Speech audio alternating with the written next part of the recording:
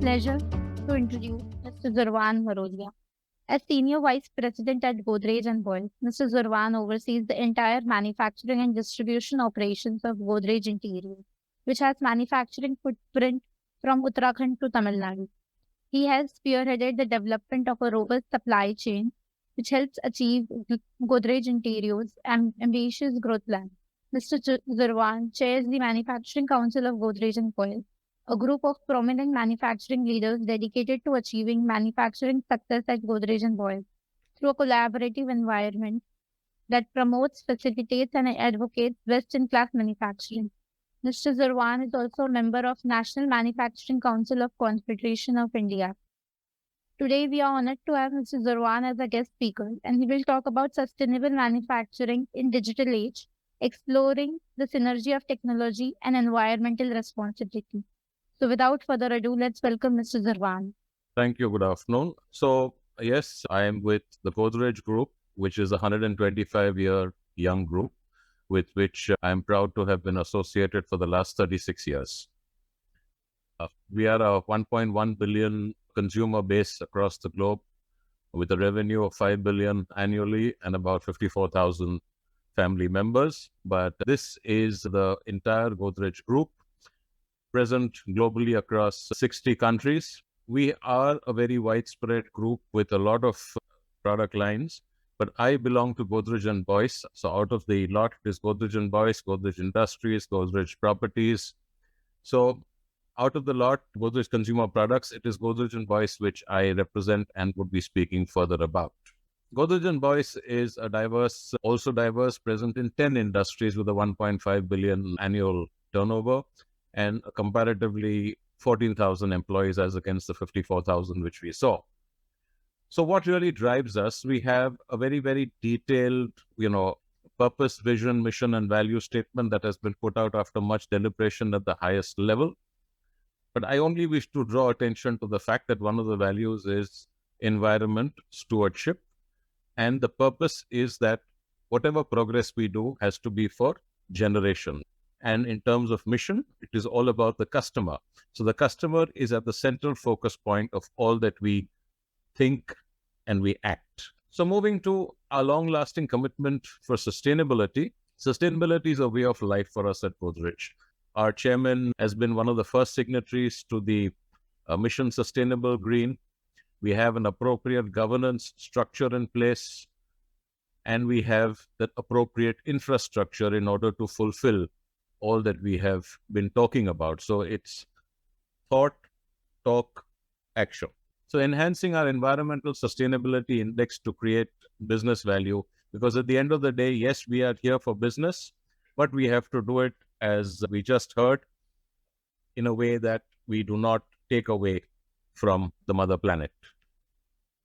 So our various focus areas are, as you rightly put it, not just energy efficiency, but water efficiency, energy efficiency, renewable energy use, material use in terms of efficiency, waste reduction and recycling. Yes, you touched upon decarbonization, and here it is along with biodiversity and conservation. In terms of various pioneering moves that we have made, we are the first company in India to introduce the ozone depletion free refrigerators. So the refrigerant is ozone depletion free. Similarly, air conditioners with the zero ozone depletion potential and the minimum global warming potential. We also have the first platinum rated green building in India, which is Green Business Center in Hyderabad. Also, our manufacturing plants, as I will mention a little later, we have a platinum certified plant, one of our manufacturing plants, which right from the construction stage has been done. We set up India's first net zero building under the IGBC rating system, and we partnered with the World GBC to promote net zero in the Asia Pacific region.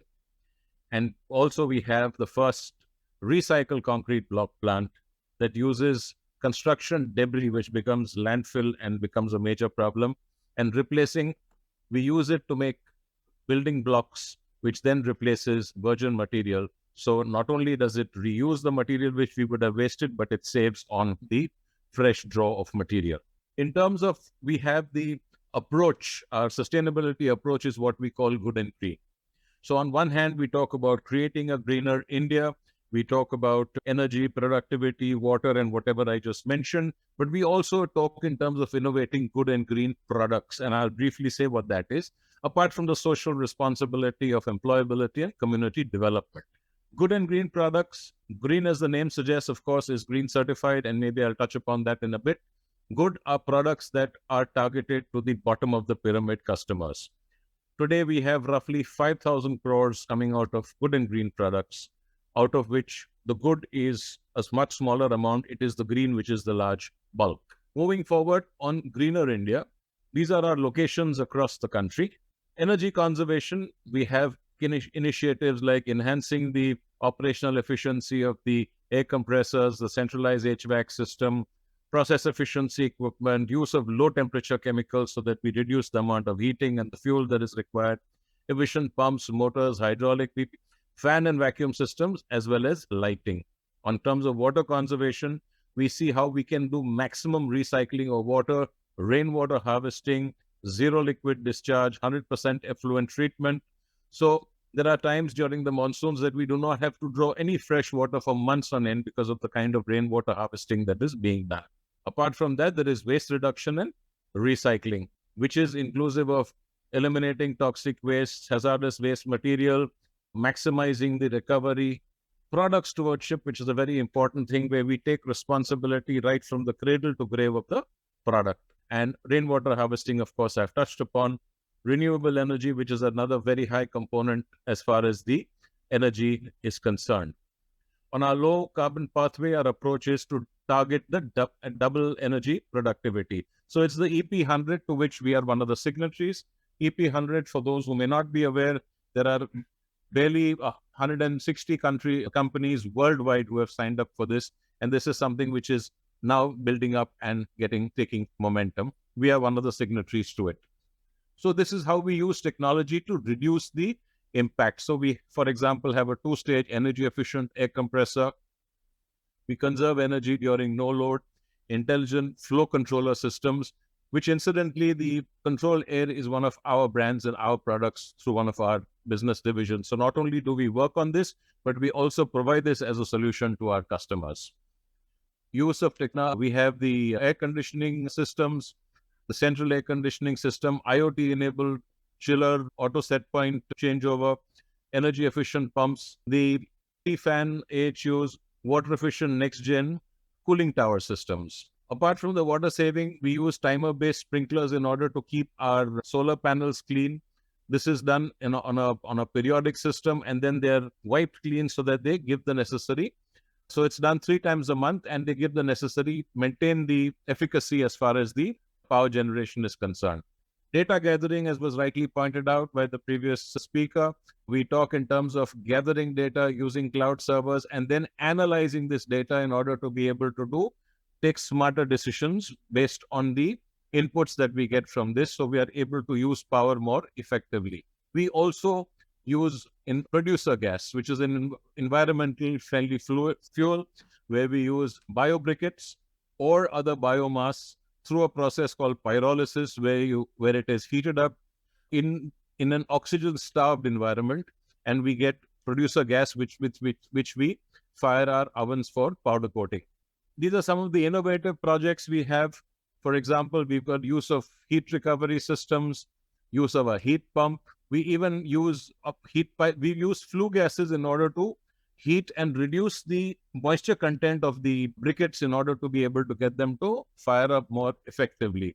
And of course, we have the water collection system, locally known as the Ulta Chhata technique for rainwater harvesting. Khalapur, which is our latest manufacturing campus, which is being generated. These are the first floor plants in place. These we have gone for the best energy efficient motors, powder coating with conversion coating, high efficiency burners, high efficiency machines, pumps equipped with VFDs, and these are platinum certified plants upfront from the time at which they were from the design itself.